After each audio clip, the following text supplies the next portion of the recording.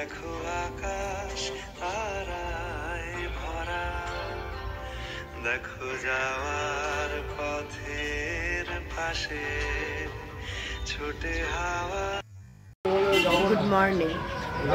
আজকে আমরা কালকে রাত্রেবেলায় যে আমরা বেরিয়েছিলাম, আর আমি এখন ভিডিও করিনি রাত্রেবেলায়, কারণ সকালবেলায় ভোরবেলা উঠেছি আর বাসে এসেছি, তো খুব জার্নি হয়েছে। ট্রেন জার্নিটাই আমি বেশি প্রেফার করি, তাই জন্য সকালবেলা কালকে রাত্রেবেলা তাড়াতাড়ি খাওয়া দাওয়া করে রুমে ঢুকে গেছি। ভাবলাম একবার তোমাদের সঙ্গে কথা বলি, তারপরে আর ইচ্ছে করলো না কথা বলতে, মানে এত ঘুম পাচ্ছে, টায়ার্ড লাগছে, শুয়ে পড়েছি। তো আজকে সকালবেলায়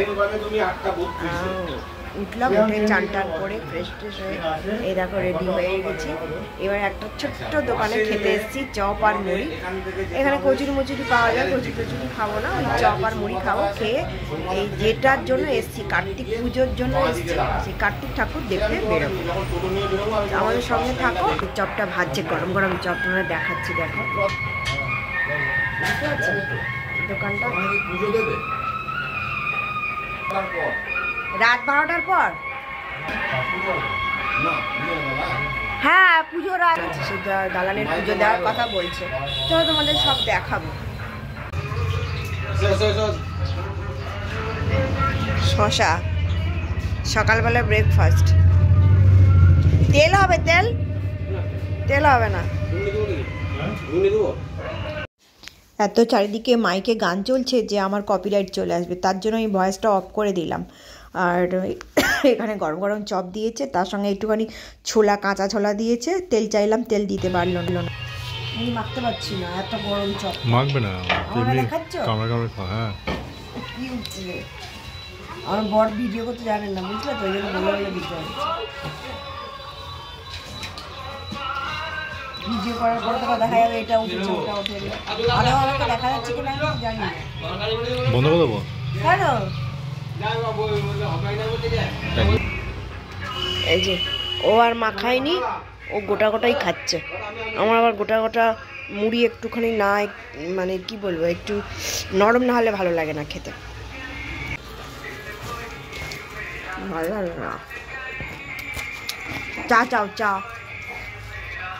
মুড়ির সঙ্গে আমার চা দরকার। এত বুট পুকুর মানে আমাদের বীরদের পুকুর, তাই তো? এবং মাছ চাষ হয় এখানে, ও সে পুজোর সময় মাছ ছাড়ো, তাই তো? এ পুকুরটা বেশ বড় আছে। কেন, একটু যদি ঝাঁপ মারি, আমি সাঁতার জানি। তুমি কি ভাবছো আমাকে? সাঁতার জানি, গাছে উঠতে জানি, সব জানি।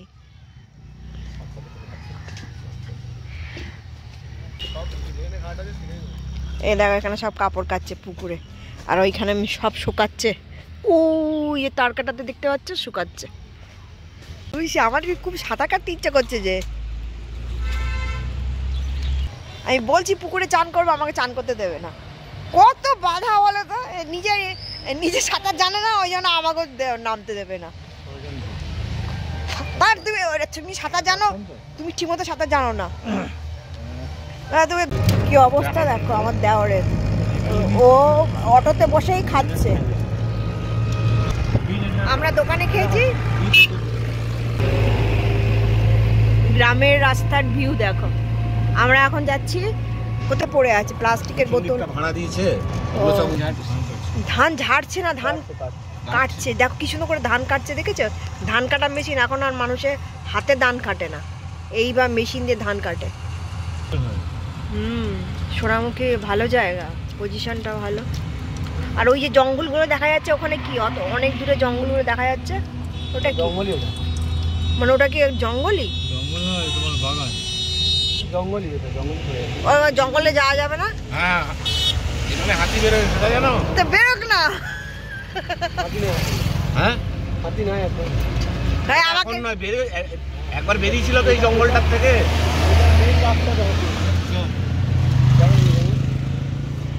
এটা কি, এটা কারো বাড়ি? এই দেখো ধানগুলো এনে এখানে ফেলছে, দেখেছো? আমার বাড়ি, আমার ঘর।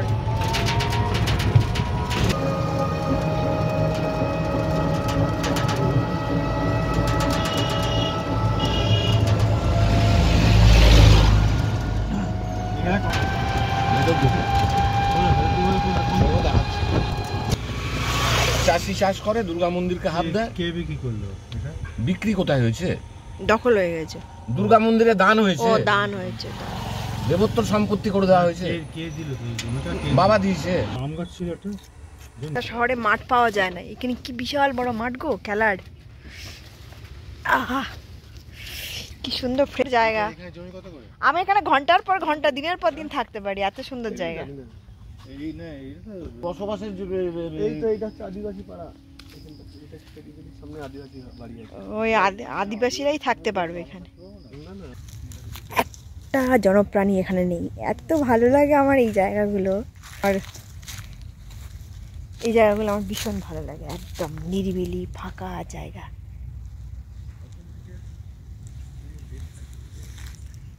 ভালো রিল করার জায়গা, কিন্তু আমার তো ক্যামেরাম্যান নেই, আমার বর ক্যামেরা ধরতে পারে না। কি সুন্দর জায়গা, খুব ভালো রিল করার মতন জায়গা, কিন্তু কিন্তু আমি স্ট্যান্ডও আনিনি। চলো কয়েকটা না রিল করে নিই নিচে দাঁড়িয়ে দাঁড়িয়ে।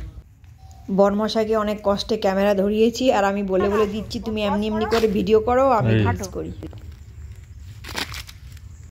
হ্যাঁ এইবার আস্তে আস্তে হাঁটো।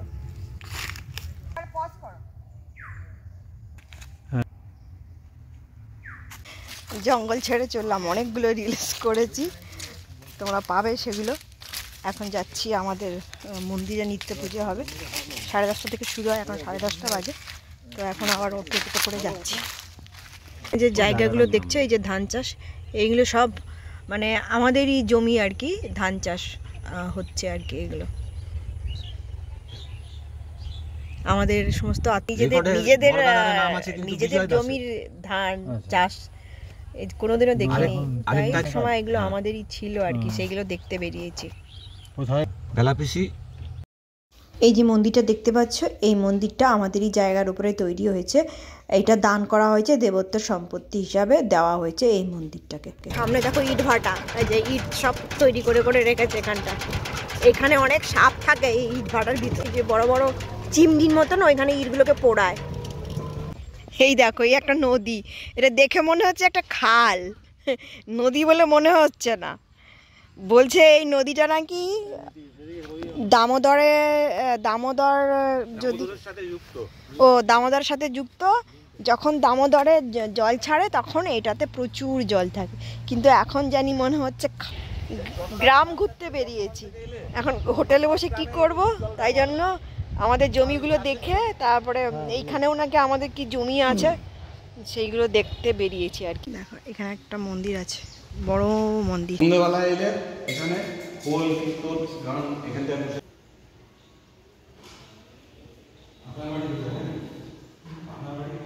কুসুম কুমারী দেবী, ওনার নামেই এই মন্দিরটা। হরনাথ বন্দ্যোপাধ্যায়, শ্রী শ্রী ঠাকুর হরনাথ বন্দ্যোপাধ্যায় ছবি। এই সবাই কি দারুণ, পুরো মন্দিরটা ঘোরানো হয়ে গেল ভেতরটা, এবার বাইরে থেকে ঘোরাবো। এই যে মন্দিরের বাইরেটা ভালো পরিষ্কার পরিচ্ছন্ন নিরিবিলি জায়গা।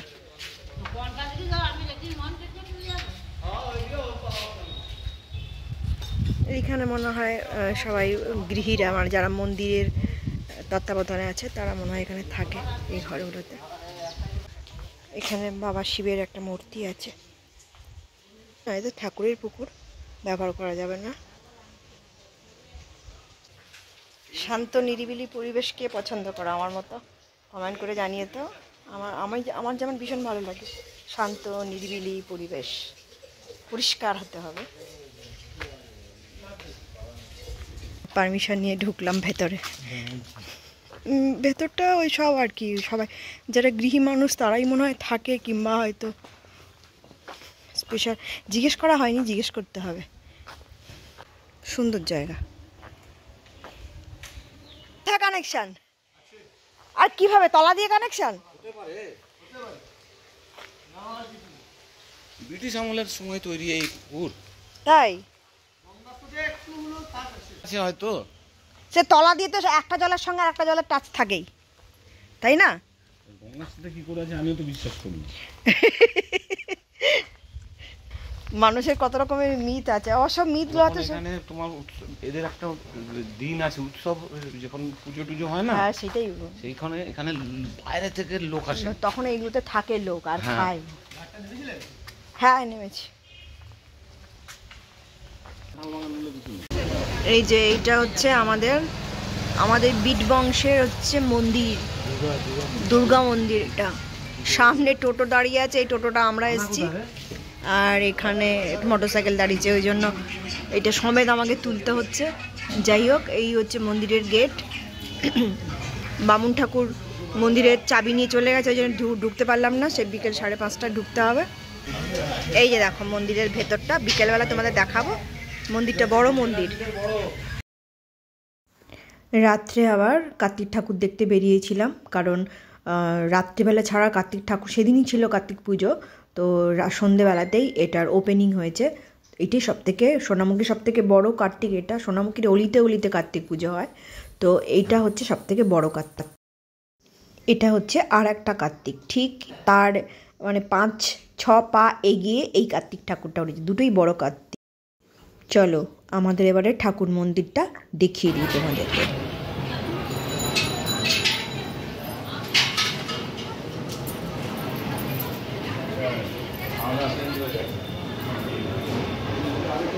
এটা এই যে এইটা হচ্ছে আমাদের বীরদের মন্দির, মানে দুর্গা মন্দির। এখানে প্রত্যেক বছর দুর্গা ঠাকুর হয়।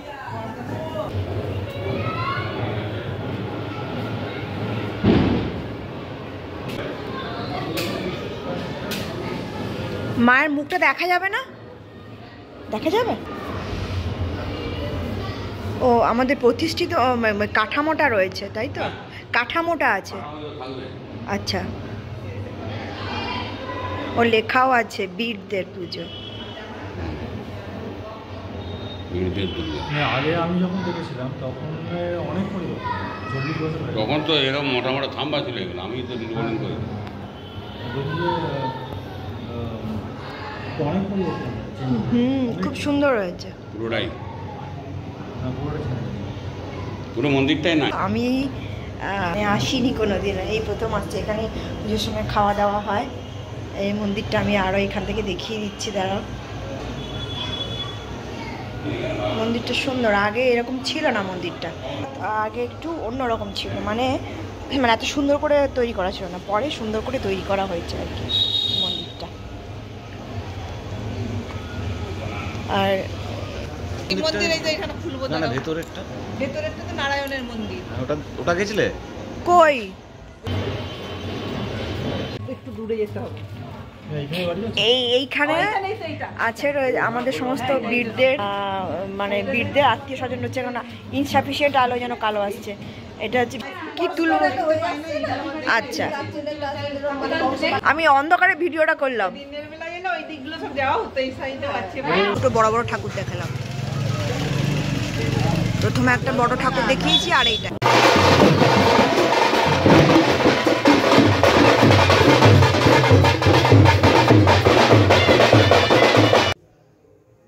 কার্তিক ঠাকুর দেখা হয়ে গেছে। তোমাদেরকেও দেখিয়েছি আমি কার্তিক ঠাকুর।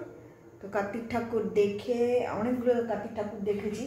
আজকে পায়ে হেঁটে, রাত্রিবেলায় পায়ে হেঁটে দেখলাম, কারণ অনেক গলিতে গলিতে কার্তিক ঠাকুর উঠেছে, আর সেই গলিগুলোতে টোটো ঢুকতে দেবে না, সেই কারণে পায়ে হেঁটে হেঁটে দেখলাম। অনেক অনেক ঠাকুর দেখেছি। আর হচ্ছে ঠাকুর দেখার পর আমরা যে হোটেলে কালকে খেয়েছিলাম, সেই হোটেলে খেয়ে ডিনার সেরে একেবারেই হোটেলে রুমে চলে এসেছি। আগামীকাল ট্রেন ধরে বর্ধমানে যাব, ওখান থেকে আবার বর্ধমান থেকে ট্রেন ধরে আবার যাব আমরা শিয়ালদা, যাব না, হাওড়া যাব। হাওড়া থেকে মেট্রো ধরে আমরা বাড়ি চলে যাব। তো সেই কারণে তাড়াতাড়ি শুয়ে পড়ছি। এখন তাড়াতাড়ি মানে সেই 10:30, এখন 10:30 বাজে, রাত 10:30 বাজে। তো এবারে শুয়ে পড়ছি, তোমাদের সঙ্গে দেখা হবে আবার পরে একটা কোনো ভিডিওতে। তো আশা করি আজকের এই ভিডিওটা তোমাদের ভালো লাগবে। যদি ভালো লেগে থাকে তাহলে লাইক, শেয়ার আর কমেন্ট করে দিও। আজকের মতন আসি, টাটা, গুড নাইট।